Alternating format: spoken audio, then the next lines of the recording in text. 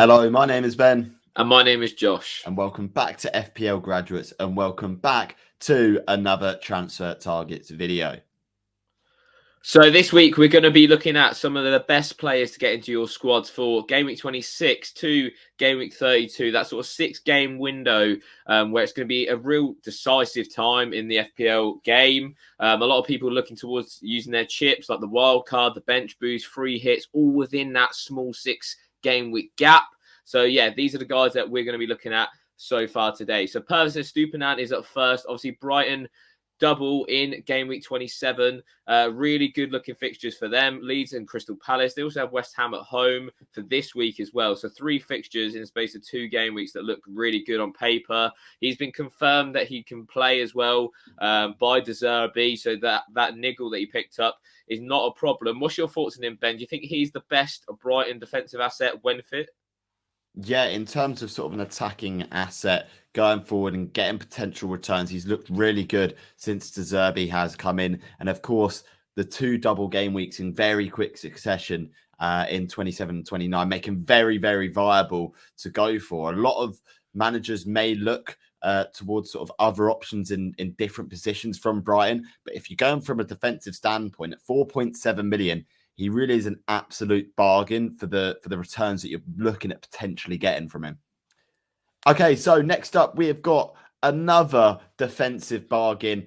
We've got Rico Henry here, who, wow, the fixtures actually look very, very decent. A double game week in 27, a double in 29. In my opinion, I think you should probably be looking at a minimum of 2 Brentford players, Ivan Toney and one of their defenders. Rico Henry at 4.5 million is a very, very interesting option. He's more interesting when Frank plays a back 5, because that means Rico Henry, he plays on left wing back, can get forward and get a load of returns. I mean, Thomas Frank, he's done it a lot whilst Brentford play away from home in those tougher fixtures. And in the double game weeks, Brentford do have quite a lot of away fixtures. So I do anticipate Henry being a really good asset for these doubles. Yeah, Ben, as you mentioned, that Brighton and Man United double, although on paper as a defensive asset doesn't look too good, we've seen Brentford cause top 6 teams real big problems in the Premier League this year. Obviously, they did beat Man United 4-0 at home earlier in the season. I know a lot's changed since then, but I still think they will give them a good run for their money. And like you said, with Rico Henry, 2 goal involvements in 22 appearances. It's not the worst in the world. Obviously, for 4.5 million, you sort of have to limit that expectation there a little bit. But between him and Ben Mee, who is probably an option that a lot of people are looking towards at 5 million, I think this guy is worth a shout for 0.5 million cheaper. Next up is our third defensive bargain. They're coming from all angles from this Brentford and Brighton lineups. Lewis Dunk, 4.7 million. And I think what you get here over a Stupinan is just that reassurance. You know that Lewis Dunk, barring an injury or suspension, is going to play every single game week. He does provide attacking threat too. I know he's only got the 1 goal involvement this season, but we've seen him in years gone by. Definitely get goals from corners, even from free kicks. I remember at Anfield one time. So, yeah, he's got that ability with him. What's your thoughts? Do you think Brentford or Brighton, who's the better defence to have, Ben? I would argue that Brighton are probably the better defence to have overall. But obviously you have to caveat into that fact that they're going to have 1 less game in those upcoming fixtures. So, yeah, I'd be looking at the Brighton defence more than the Brentford one. I'd say Brentford, it's like I said, it's not essential to have all 3 players from there, although it would be nice because obviously they have so many fixtures. But remember, Brighton have probably got the most double game weeks left to go in the whole season out of all Premier League teams. I think they could potentially have up to 5 double game weeks to go, which is crazy when you think about it that way. And Lewis Dunk, as minutes go, he's as safe as they get. Brighton defenders tend to have sort of quite a high base bonus point line.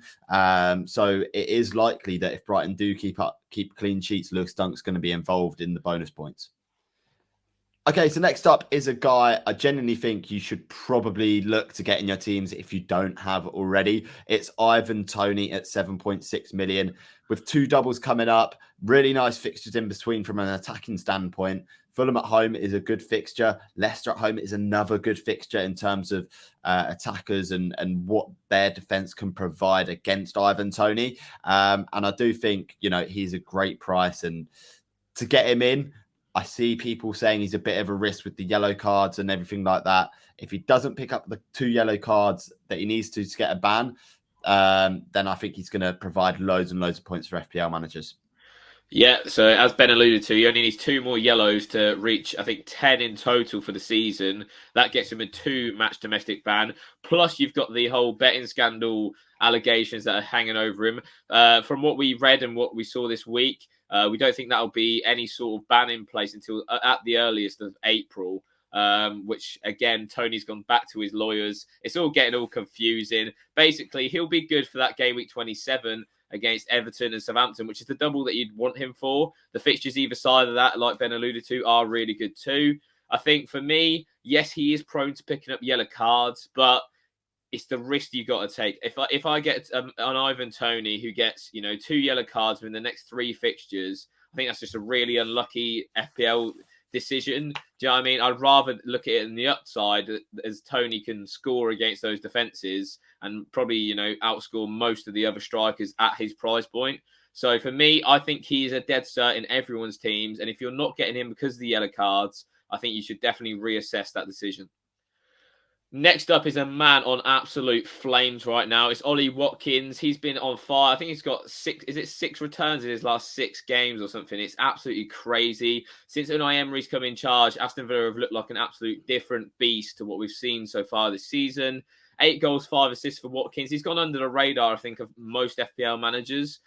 He's just sort of not really got those huge hauls, but he's been ticking along quite nicely. And obviously really nailed for minutes, only been a substitute once this season. What's your thoughts on him, Ben? This is the risk negator for Ivan Toney, in my opinion. With the price that he's at, Ollie Watkins isn't going to be higher than price than Toney by the time Toney potentially gets a ban or potentially picks up 2 bookings. For all we know, Ivan Toney could pick up a couple of bookings in game week 27 game week 26, and you've got a ready-made Ollie Watkins at home to Bournemouth, and then a double game week against Chelsea and Leicester, who defensively don't look great at all right now. I mean, what more do you want with Forest at home after that?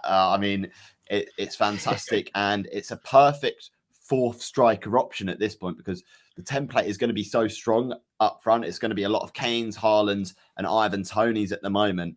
But with Ollie Watkins sort of playing so well, I could see that structure being broken just a little bit with players wanting to bring him in for those really nice 3 game week run of fixtures between 28 and 30. Okay, so next up we have got João Felix from Chelsea. Again, a similar price point to Ivan Toney and a potential replacement for him should you want to go a little bit more differential, or should, like you said, Toney gets a couple of yellow cards.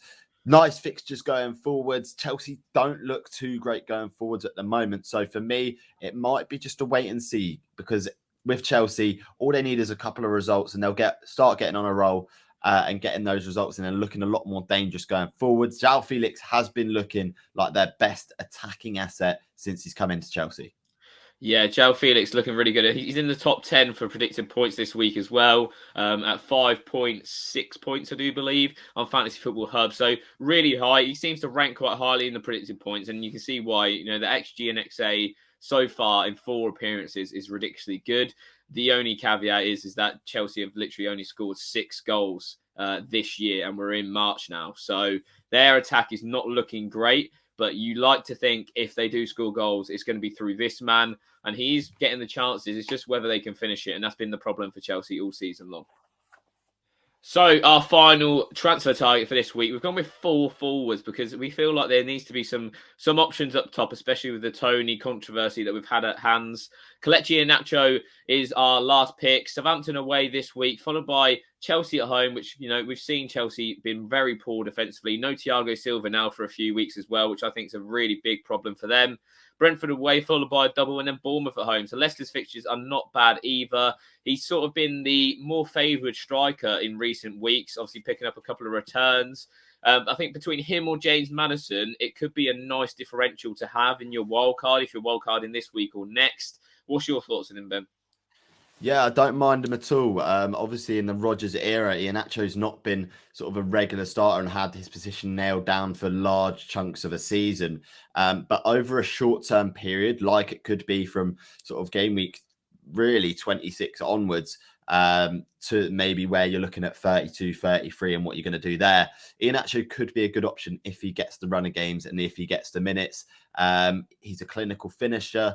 A high number of points per 90 minutes in terms of sort of FPL historically. So, yeah, I do think Iheanacho is a good differential option. Do I think he's better than James Maddison as an option? I don't think so. Maddison, when he's injury-free and in form, is way better value than Iheanacho. But I do think as sort of a goal scorer, and if the options start running out up front, I'd definitely look at quite a cheap Kelechi Iheanacho.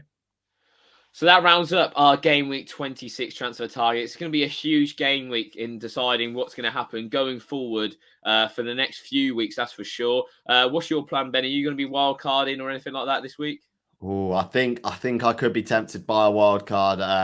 It's been a change of strategy almost since everything in the FA Cup happened. It was absolutely crazy. What a round of fixtures in the FA Cup we had, and it had big FPL implications too. Josh, what are you thinking? Are you thinking sort of similar lines, or have you got a different strategy you might be going for? Yeah, I think I've always said game week 27 would be the wildcard week. I am tempted to bring it forward a week earlier just because I've seen a lot of people moving towards that sort of strategy. Obviously, I'm top 5k in the world right now, so I need to try and maintain that rank for as long as we can until game week 38, hopefully. So we'll wait and see. But yeah, maybe a double wildcard then for the grads this week. Yeah, and as always, remember to comment below who you're bringing in this week. And remember to like, comment, and subscribe to the FPL Graduates channel. And I've been Ben. I've been Josh. And we'll see you guys later. Have a good game week, everyone.